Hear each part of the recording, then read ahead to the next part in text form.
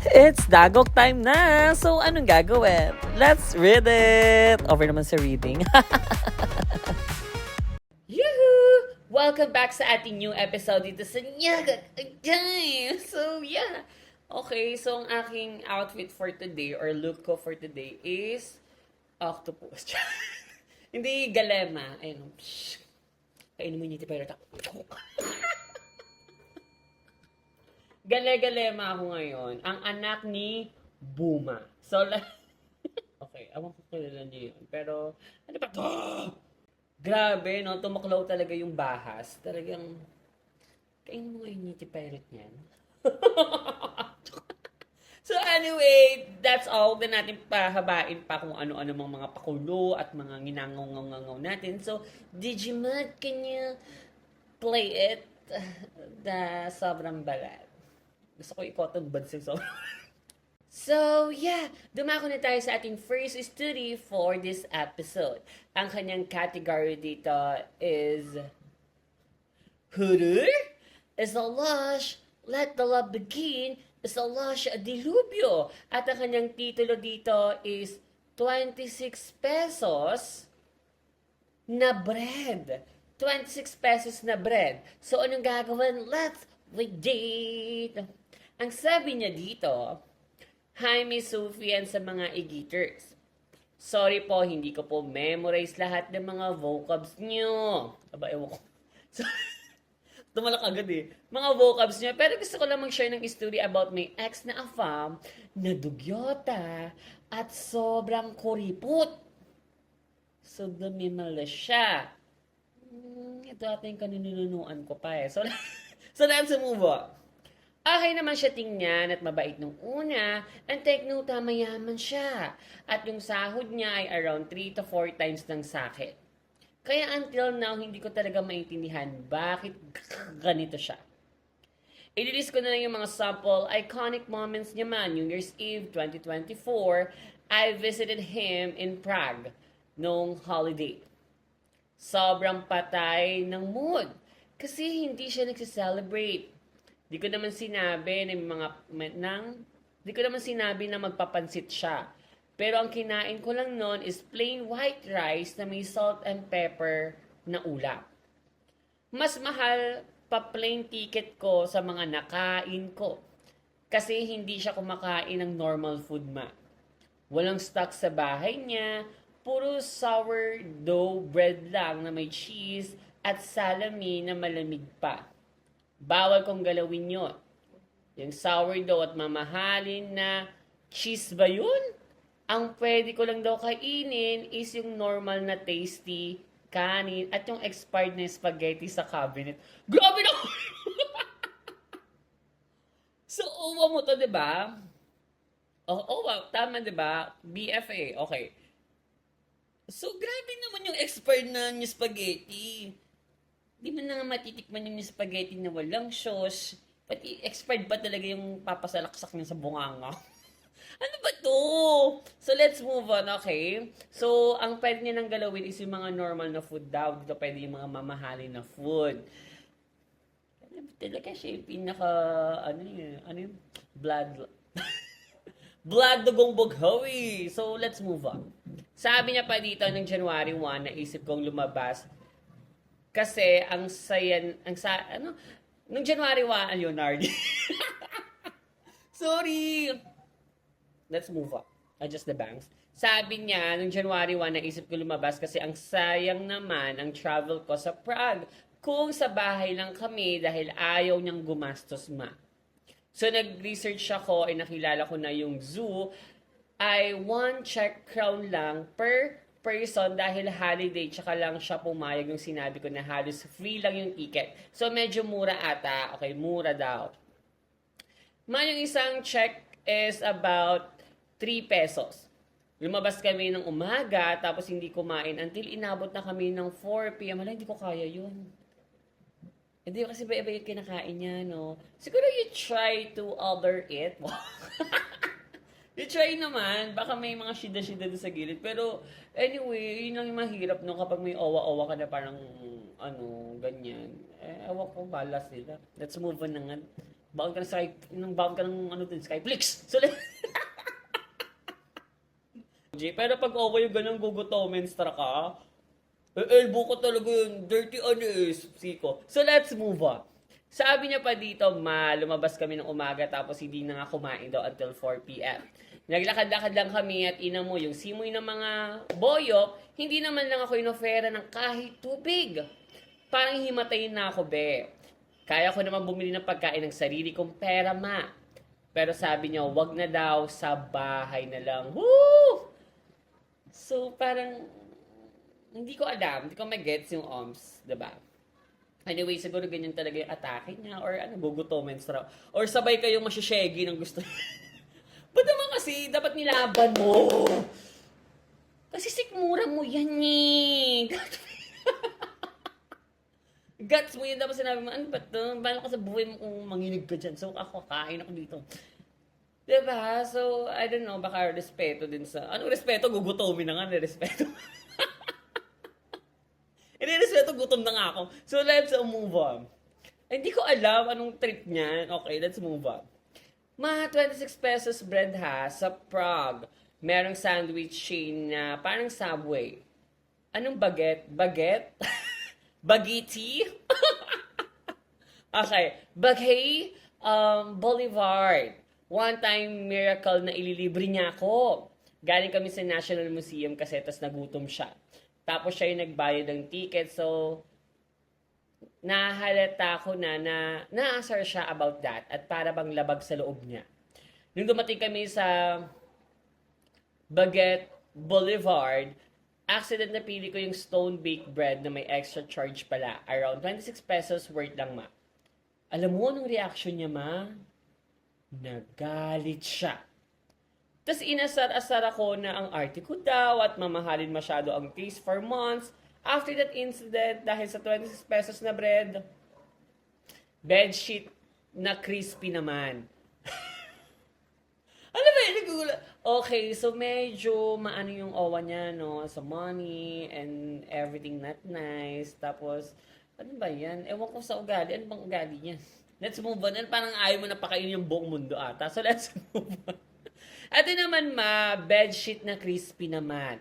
Last na po ito for now, pero gusto ko lang i-share na yung bedsheet niya ay sobrang tigas dahil hindi niya nilalabhan. Oh my God. Parang ano, yung mga pawis, yung mga ano, nadikit na doon, no? Baho niyon! Diba? Siyempre, kailangan mo rin maging cleaner naman talaga sa totoong buhay. Ito, branding lang to, pero... Pero kailangan mo naman maging clean kasi yung health, diba? Yun din naman kailangan yung priority natin. Walang-wala yan mga pera mo pagdating na ano na yung health mo, mauubos yung pera mo, diba? Na tinitipid mo. Kaya dapat alagaan yung sarili, okay? Sabi niya pa dito, nagmamakaawa ako na laban niya kahit isang beses lang. Wag na daw kasi wala naman daw siyang sampayan. Woo! Ayun, sinisipa yung sampayan. Doon meron naman nabibiling ganun. Anyway, kasi sa ibang bansa to Wag na daw kasi wala siyang sampayan at dahil walang sampayan, yung mga bripanga niya ay nakasampay sa mga doorknob. So, pag nag-i-sleep pa sila ako sa apartment niya, naka-hoodie na lang ako para may protection, yung skin barrier ko.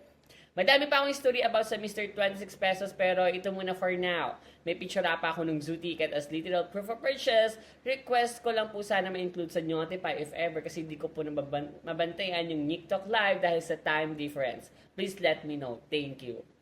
Ayun. Ano ba yan? Nakamot na talaga kamot sa Betty. Ano ba kasi? Bakit, diba? Like, bahala siya. Pero yun na nga, ako na mag-change ng bedsheet niya para matigil na yung ano. Pero, ewan ko diba, medyo, pagkakatingin ko dito sa OMS to ay, medyo ayaw niyang pinapakilaman siya. Ganon, diba? So, since mag-owa kayo, pero parang hindi siya nakikinig, no? Sa mga sinasabi. Anyway, ex mo naman na yan, so wala naman akong problema dyan. Alam mo, sugurin ko yan. Kayo pa ba? Ba't may kapaglaban? Woo! To fight. So, yeah. Thank you so much for sending your story. Anyway, at least nakalayas ka na sa dilubyo mo na yan. At, 'di ba, kahit pa paano. So, bala siya. Sana matutunan niya. Sana magbago siya sa next OWA niya, 'di ba? So, yeah.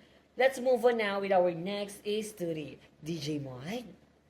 So, yeah. Let's move on with our next story. And this category is horror, slash kolaba, slash dilubyo, slash taho-taho. At ang kanyang titulo dito is Multo sa Kabilang Kwarto.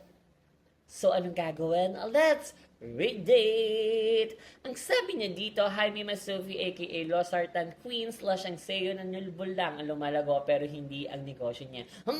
Ganon, Melody Bell. At sa mga igiris na over sa wansa, puro naman laway, straw with tingastra ang mga gileda ng unan. Baha! So let's move on. Kumapit na kayo sa mga nildoret nyo na nakadikit sa pader dahil nakakawindang itong story na to. So nagpresent tayo sa kagrupo ko sa bahay na lang daw nila kami mag-defense since wala naman daw tao daw kaya napayes galing kami. Siya nga lang pala yung nag-iisang sa grupo namin, Mima. Wala lang, sinabi ko lang, di ba? Well, di ba? So let's move on. At dahil sa kinabukasan ng defense namin ay hapon pa na nakarating na kami sa balloon nila at overnight ang atake namin para makapag-prepare pa with my groupmates. Laking gulat ko nung sinabi ni Muji, ni classmate, na sa katapat ng bahay daw kami mag-sleep seal. Which is lumang bahay na at sobrang nakakabokot talaga. Kaya napatanong ako ng, seryoso po ba? Napasabi naman si tita ng, mukha ba ako nagjo-joke ha?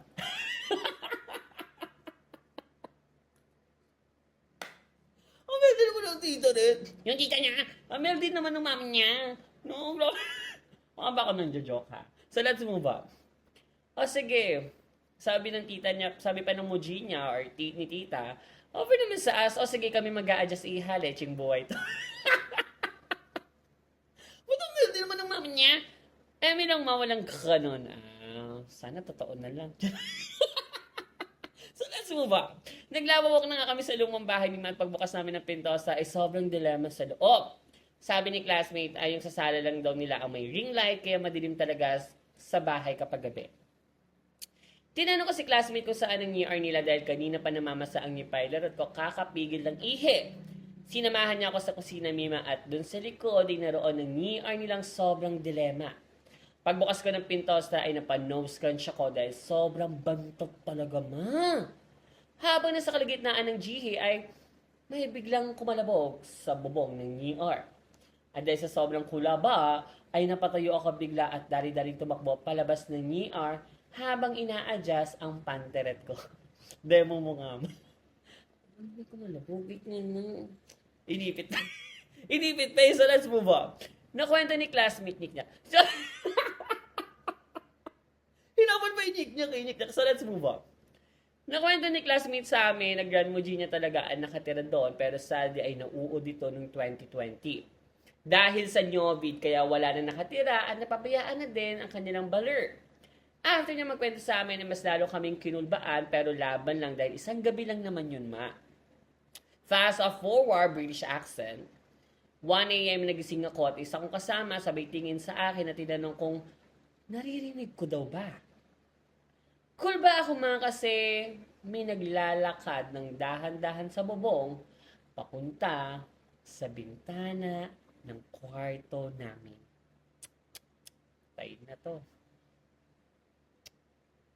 Ako po. Jane? Tayo na yan. So, nasa bubong. Tinay ko silipin, Mima. Kaso sobrang dilema. Dahil nga sa labas tayo garit na lahat ng relight na marinig namin na papalapit na naglalakad sa bubong ay nagtakbuhan kami palabas ng aming kwarto rin. Dahil ako ang malapit sa pintuan niya, ako yung unang lumabas, dumiretso ako sa pintuan ng classmate ko habang yung tatlong Marlot na kasama ay bumaba sa hagdan. Binuksan ko yung pintuan upang sabihin sana yung nangyari, pero na-culture shock ako ng malala, Mima. Nandun sa loob ng kwarto yung multo.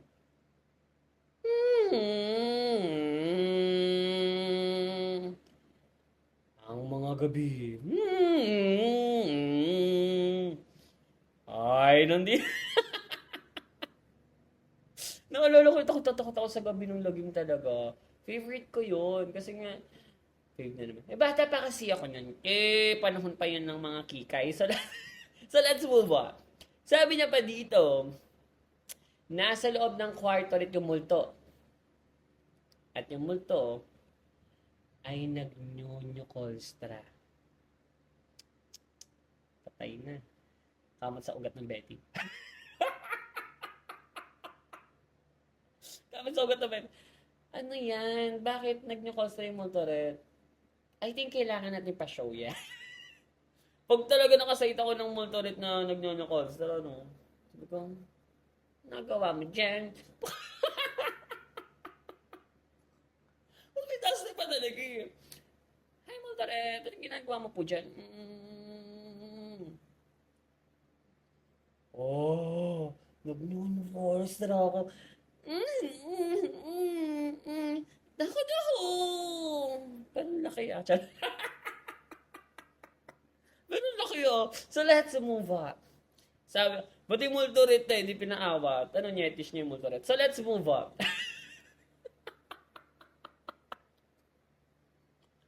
Ngitish niya yung Multaret. So, let's move on na.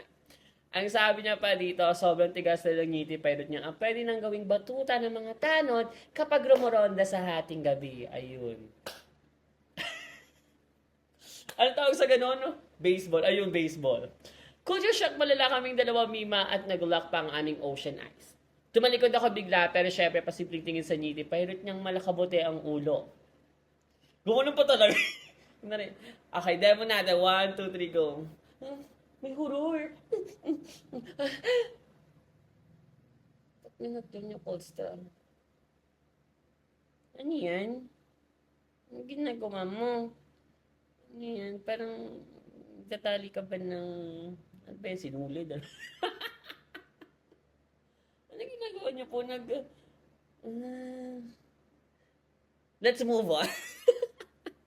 Let's move on, Anik na kayo. Ito na. Sabi niya pa dito, ayun ma, pasimpleng tingin pa ako sa ngiti pirate niya na malakabuti ang julo. So, nag-side eye pa talaga yun. Magkano yung kabuti mo? 350 po. So, let's move on. Pwede ba bang nyokolen? Pwede ba bang nyokolen? So, let's move on. Sabi niya pa dito, ngiti pirate niya, magiging bato pa ba? Bala ko pa sana lapitan at magsubong sa ngiti pirate niya, pero tinakpan niya na ng kumot. Bakit mo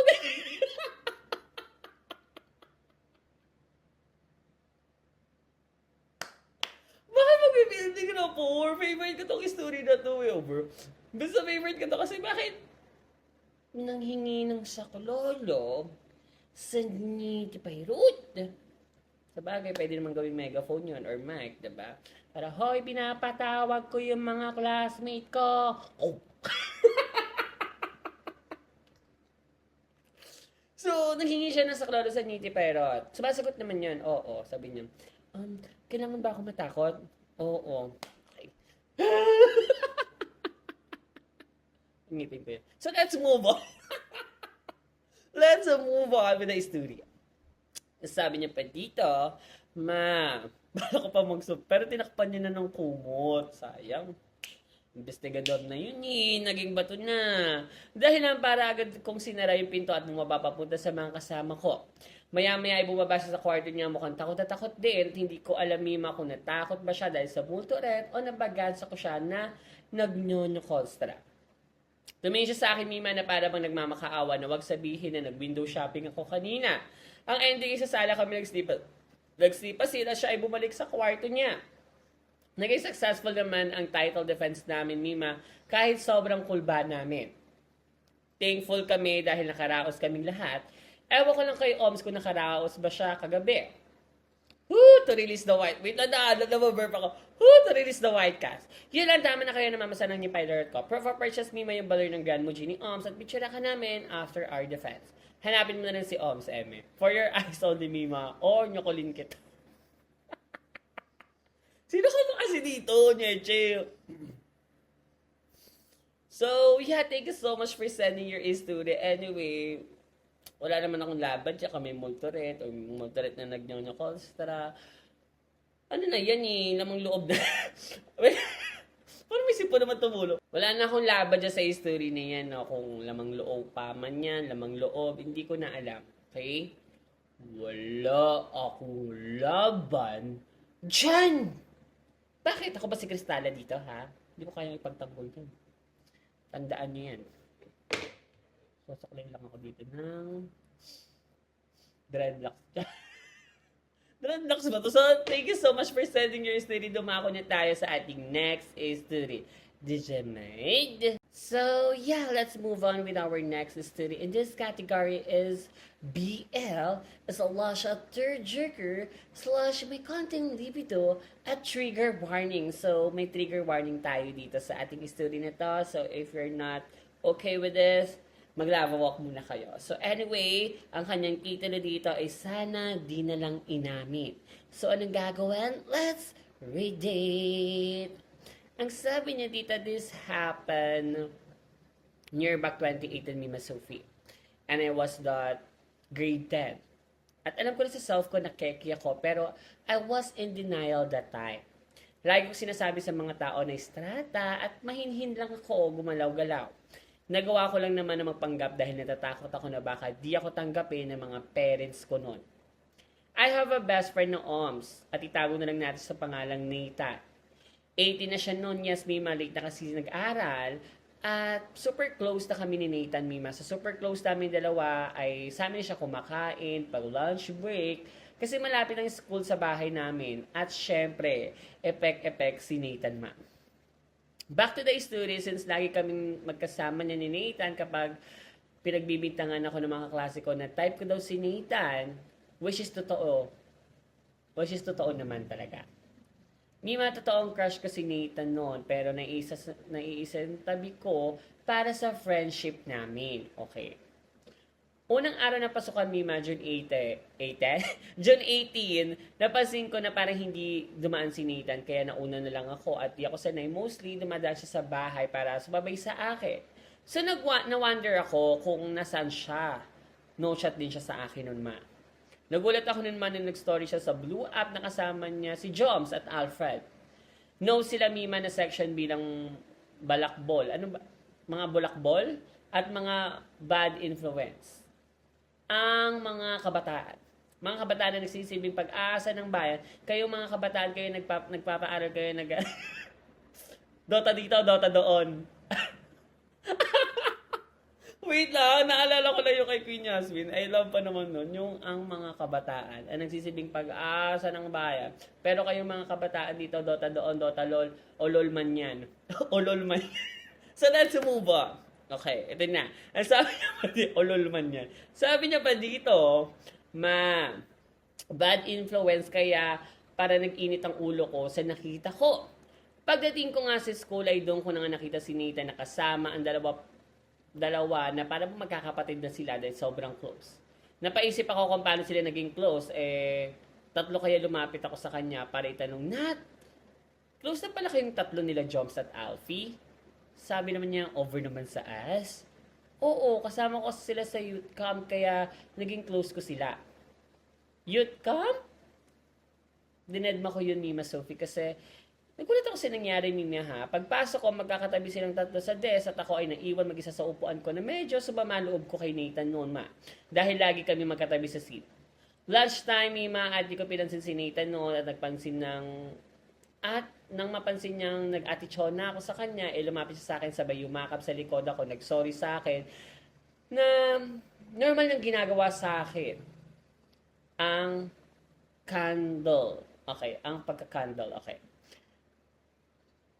Mima, sanay na kami sa ganon. Sabi niya, sorry agad. Doon ako kasi pinaupo nila Joms at Alfie. Gusto mo ba doon ka na lang sa area sa likod namin? Ako naman, Mima, that time, since ayaw kong malayo kay Nate, ay pumayag na ako. Kinalaunan, Mima, parang iba na naman ata yung nangyayari. Hindi naging magandang influence silang dalawa kay Nathan. Naging palakating si Nathan at bumababa ng mga grades niya. Madalas na niya din akong iwanan at itchapwera hanggang nakaisip ako ng di magandang idea, ma. Ipinilit ko, Mima, ibilong ang self ko sa bad doings nilang, ayun, verb. Sa bad doings nilang tatlo para mabantayan si Nathan at alam ko out of boundary na ako pero gusto ko siyang bantayan. Nag-cutting ako at natuto akong juminomstra at mag-isoy mima para masabing bilong ako sa kanila. Bumaba na rin ang grade ko at napansin ko parang umiiwas na sa akin yung iba kong mga classmates. Isang araw, lumapit ang teacheraka ko at sinabihan niya ako na, Totoy, alam kong di ka ganyan, wag mo ihalo ang puti sa decolor. Dahil nga sa isang friends niya, no, nagbilong siya noon para matulungan niya sana yung kaibigan. Kaya lang, napadala din siya, okay? Nagpadala siya doon sa environment ng kasama ni Nathan, no? So, let's move on. Alam ko ang ibig sabihin ni Mami Sophie, pero dinedma ko yon at patuloy sa pagsama sa kanila. Alam ko mali, pero tinuloy ko ang pagsama sa kanila at isang araw, nagkating ulit kami, Mima. Nagjinumanstra kami sa abandonadong warehouse. Habang nag-aasaran silang tatlo, ay nagtanong bigla si Alfred sa akin, Keron, keki ka ba? Na-awkward ako noon. Natahimik na sumagot si Nathan, hindi pre, ganyan ang kumilos siya, pero ang daming marlat niyan. Pinagtakpan ako ni Nathan, mima ko. I felt awkward. Tinanong ulit ako ni Joms, may gusto ka ba kay Nathan? Sumabat si Nathan, pre, wag kang ganyan pre, ha ha ha ha. Nagtawanan sila noon at ito na ang unang twist after. DJ Mod? Oo ma. Malakas ang loob ko noon dahil tumatama na mima ang alak sa akin. Tumahimik at naging awkward ang paligid ni Sophie. Nagkatinginan si Alfred at Joms habang ako naman tumitibok na mabilis ang puso ko. Tinuloy nilang inuman strana para mawala silang narinega. Natapos ang ginomans at pauwi na kami. Habang pauwi kami, napansin kong hindi ako pinapansin ni Nathan at inahawakan ko siya sa balikat pero iwas niya ito na parang nandidiri sa akin. Galit ka ba? Sorry Nathan. Hindi ito nagsalita at di lumingon. Sobrang lamig ng pakiramdam ko nun ma. Para ko nabuhusan ng malamig na tubig. Pag uwi ko agad, pumasok ako sa kwarto at pumatak agad ang luha ko. Sa sakit, paulit-ulit sa akin, ang inaasal ni Nate na sobrang sakit. Sana hindi ko na lang inamin. In the end, nasayang ang friendship pag open up ko sa messenger para i-chat siya doon kung nakita ang chat niya. Keki, siyong ina ka. Pa-sensor na ng mima. Pero hindi isa-sensor dahil nasa notify tayo. Bading, tang ina ka. Ayun yung message sa kanya ni Nathan. Let's move on. Pa-sensor na ng mima, sobrang bigat para ko hinampas sa ulo na basa ko. Ilang araw lumipas, mima, naibig na din ako sa upuan ko. Lumipat ako sa tabi ng isa naming classmate na si Jari. Unti-unti ko binalik ang sigla ng aking pag-aaral at na-realize ko na hindi pa huli para bawiin ang naligaw kong landas. Third grading na mima, nakakuha ko ng 90 na average. Mababa pa sa dati kong grades, pero natuwa naman si ma'am sa recovery ko. Ngunit biglang di inaasahan mima ay na-receive akong chat na nagpakaba sa akin. At ito na ang second twister. DJ Mod? San ka? Tara inom tayo, celebrate natin yung grades mo. Ang chat ni Nathan na para bang walang nangyari. Ang nakaka-bother pa dyan ay last chat niya sa akin, bading, tang ina ka. Dahil hinahanta ko palagi ng chat niyang yon, kaya di ko alam ma-feel ko sa nabasa ko. Pero ako naman ay nag-take risk dahil tinitingnan ko kung anong gana. Pagdating namin sa abandonadong warehouse, mima silang tatlo ulit ang naggiginuman. Hey, welcome back Mr. Brainy. Sigaw ni Jom. Sabang busy sila naggiginuman, napatingin ako sa part ni Nate na natatawa at parang ayos ng lahat matapos niya akong murakit. Kamusta ka na? Pinipigilan kong iyak ko nung marinig ko yun, Mima, pero dahil ayokong gumawa ng eksena ay pinigilan ko yun at ang ginomonstra kami, catch up, kwentuhan sa mga nangyari at tumagal. E tinamaan na ako ng alak. Sumenya si Joms kay Nathan gamit yung nguso niya. Demo mo nga, ma. Talagang, woo! To teach. Ginanon. Okay. Sabi niya pa dito, ma, naguluhan ako pero dinedma ko yon pero nagulat ako nang hinawakan ni Nate ang braso ko at sabing, samahan mo ako? Ako naman hindi nagsalita at sumama ko sa kanya pumunta sa likod mima ng warehouse at umihi si Nate habang clueless ako ba't niya ako sinama dito. At humawak kayo dahil ito na ang huling twister. DJ Mod? Di ba may gusto ka sa akin? Tanong nito habang ako naman ay natatakot at kinakabahan. Nathan, matagal na yun. Ang tanging nasagot ko sa kanya. Kinuha niyang kamay ko at nilagay niya sa niti pirate niya at nagulat ako ay binawi ko ito. Engga na siya, Mima, natatakot ako sa kanya. Huwag ka maarte, alam kong gusto mo to. Binalik niya yung kamay ko sa niti pirate niya, tumigas yun. Naramdaman ko ng niti pirate niya na sobrang tigas at nakaramdaman ko ng panginginig. Hindi ko alam ba't ko nanginginig para kung nilagnat, bigla at pinaluhodan niya ako at binaba ang pansiro niya kaya tumambad ni Sophie ang kanyang niti pirate. Mahaba ito na medyo may kapayatan pero mahaba talaga Bima Sophie. Pinilit niyang ipa-orpa pang niti pirate niya sa akin. Noong una, ay tinanggihan ko ngunit ginamitan niya ng force at binuka ang bibega ko para pumasok yun.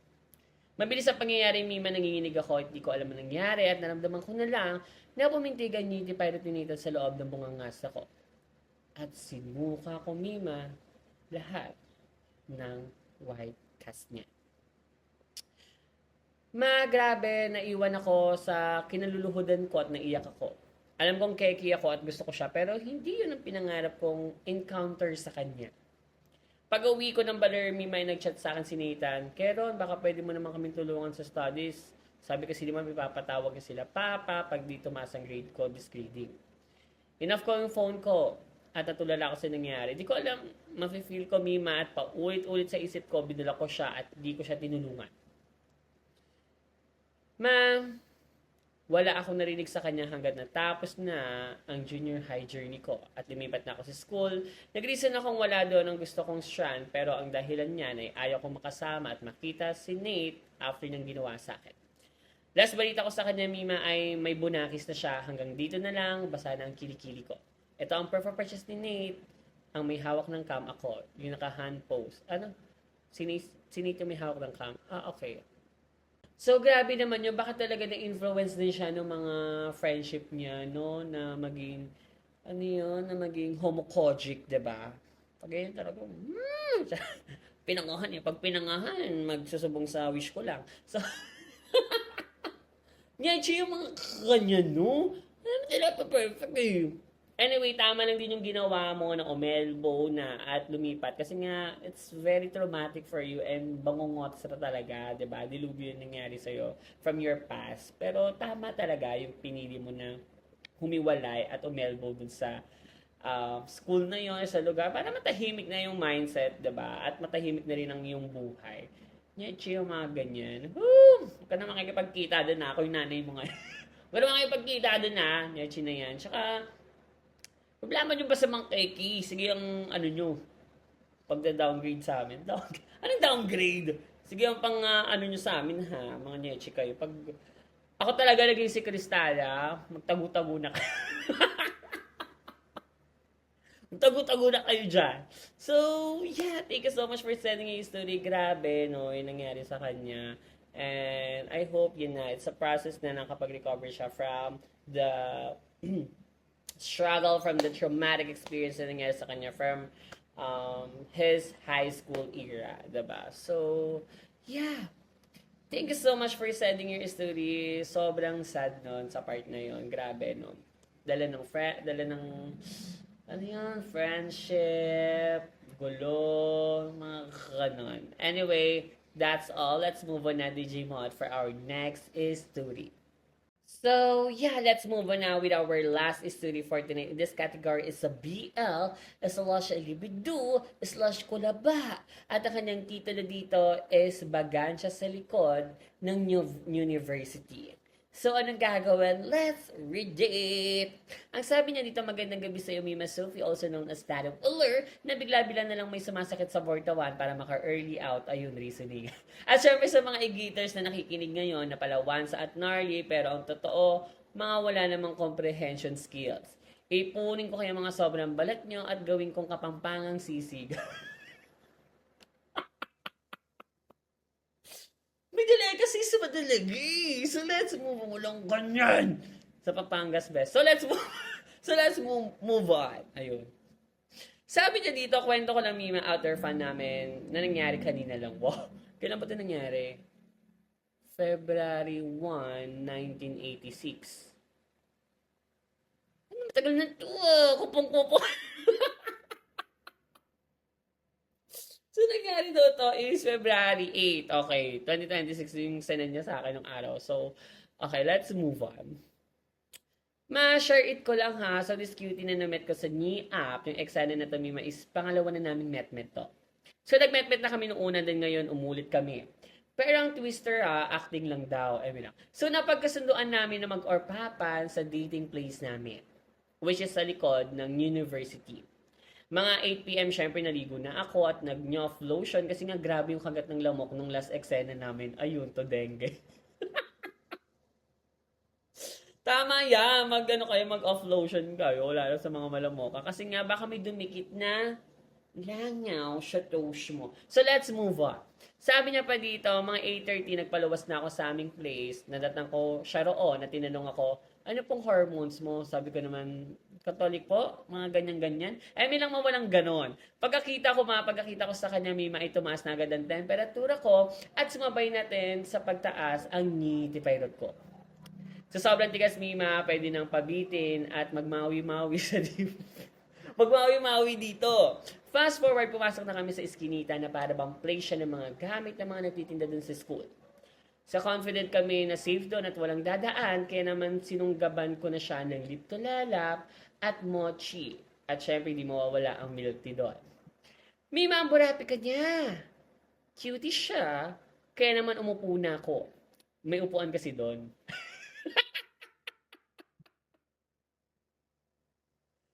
Okay, so let's move on. May upuan kasi doon at nag-building rapport muna sila ng nitty pirate ko. Kamustahan? Anong kinain mo? Anong hapunan mo? Pag kasi nag-talkative, very talkative naman yung Nitty Pirate. So let's move on. Para sure may maikinausap ko din yung Nitty Pirate ko na siya na muna ang bahala sa'yo ha, babe ka lang dyan. Balang araw, maiintindihan mo rin yun. Tapos chinichimas pa no? After 5 minutes na bidding na for me, may sinunggaban niya na ang Nitty Pirate ko. Dilasara sa Julos, sa Barry, at syempre sa Betty ko. Ang galing niya, Mima, kaya napasabi ako ng, yes, ang galing mo po. Favorite na kita. Talagang may review na naman solid yan. Naalala ko na naman yung nag-review. 5-star ba yan? So let's move on. Good music. Building rapport. So let's move on. Sabi niya, pinas forward, malapit na akong datnan ng La Nina, kaya naman ako na ng Jingo Plus sa Nitty Pirate ko. At ito na ang twist after. DJ Mind. Malapit na lumabas ang white ka sa may narinega kaming kaluskos. Nakakala namin ay kaluskos lang ng mga dahon tara, kaya patuloy na ako sa pag-Jingo Plus habang pinapanood ako ng kasama ko. Pero laking gulat namin, may aninong papalapit sa amin dun, ma. Mima, bigla na lang may lumabas. At dumaan sa amin na babaeng nakabike. Yung bike na may sidecar. Noong una, Mima, akala namin si Mama. Pero wala naman kaming narinig na music ng ice cream, kaya hindi pala siya yon. Akala nga namin hindi niya kami makikita, kasi nasa gileda kami. Pero Mima, nagpanic mode tong kasama ko at tumayo siya. Kaya naman napalingon si ate girl na nagbabike, hindi siya nagsalita, tumitig siya sa amin ng mga 5 seconds. And after 5 seconds, Mima, pinagpatuloy niya ang kanyang pagbabike. Wow, parang may 1, 2, 3, 4,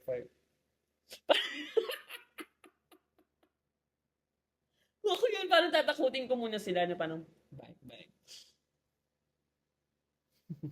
Sarap. Approve solid yan. So let's move on. Sabi niya pa dito na para bang wala siya nakitang tao sa gileda niya.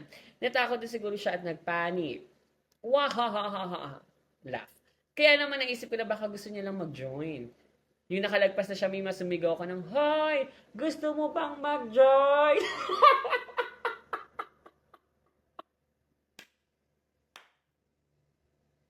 Bakit kasi ko na nakalagpas na? Siguro nagka-shock. shock moment sila nung time na nag-eye to ocean eye sila, no? Parang,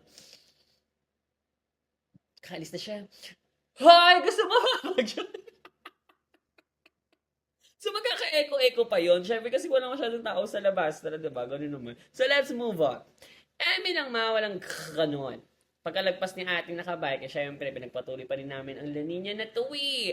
Magiging bata pa ba? After lumabas ng mga chikiting kumi,